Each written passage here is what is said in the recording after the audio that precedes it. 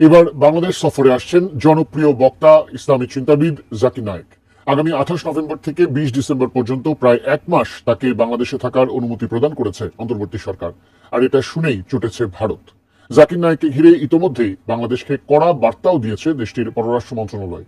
এক্ষেত্রে ঠিক কি পদক্ষেপ নিচ্ছে বাংলাদেশ সরকার, এই নিয়ে বিস্তারিত জানাচ্ছেন লিমা শায়ন্তী। জাকির নায়েক একজন ভারতীয় ইসলামী চিন্তাবিদ, ধর্মপ্রচারক, বক্তা ও লেখক, যিনি ইসলাম ও তুলনামূলক ধর্মতত্ত্ব বিষয়ে তার আলোচনার জন্য বিশ্বব্যাপী পরিচিত। তিনি ইসলামিক রিসার্চ ফাউন্ডেশন এবং পিস টিভি নেটওয়ার্কের প্রতিষ্ঠাতা ও সভাপতি। তাছাড়াও পেশাগত জীবনে তিনি একজন মেডিকেল ডাক্তার। তার বেশ কিছু বক্তব্য বিতর্কিত হওয়ায় ভারত সহ বেশ কয়েকটি দেশ তাকে নিষিদ্ধ ঘোষণা করে। এরপর 2016 সালে তিনি ভারত ছাড়েন। বর্তমানে মালয়েশিয়ার স্থায়ী নাগরিকত্ব নিয়ে বসবাস করছেন জাকির নায়েক।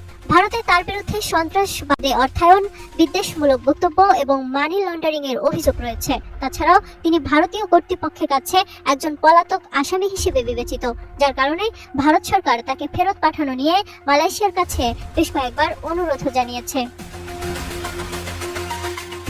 এরই মধ্যে জানা গেছে, বাংলাদেশের অন্তর্বর্তী সরকার জাকির নায়েককে আগামী 28 নভেম্বর থেকে 20 ডিসেম্বর পর্যন্ত প্রায় এক মাস ব্যাপী বাংলাদেশে থাকার অনুমতি প্রদান করেছে। তাছাড়াও বিভিন্ন স্থানে বক্তৃতা দেওয়ার অনুমতি দিয়েছে।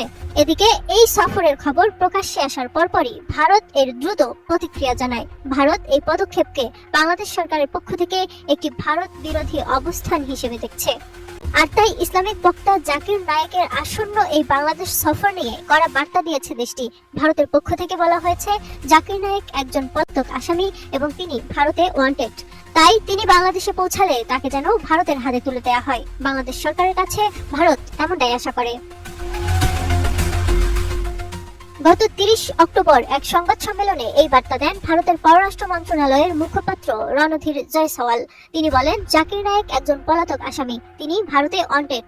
তাই তারা আশা করেন নায়েক যেখানেই যান না কেন সেসব দেশ তার বিরুদ্ধে যথাযথ ব্যবস্থা নেবে। বাংলাদেশের সাবেক প্রধানমন্ত্রী শেখ হাসিনা সরকার 2016 সালে হলি আর্টিজান হামলার পর জাকির নায়েকের পিস টিভি চ্যানেল নিষিদ্ধ করেছিল। কারণ হিসেবে তখনকার সংবাদ মাধ্যমের প্রতিবেদনগুলো বলছে, হলি আর্টিজান হামলার তদন্তে দেখা গিয়েছিল যে এই হামলাকারীদের কেউ কেউ জাকির নায়েকের বক্তব্য দ্বারা প্রভাবিত হয়েছিল।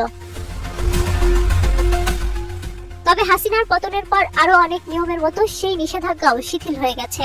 এমন প্রেক্ষাপটে এবার ঢাকায় আসছেন ডাক্তার জাকির। এদিকে তিনি ঢাকায় এলেই যেন তাকে ভারতের কাছে হস্তান্তর করা হয়, এমনটাই আশা করছে ভারতের পররাষ্ট্র মন্ত্রণালয়। লিমা শায়ন্তী।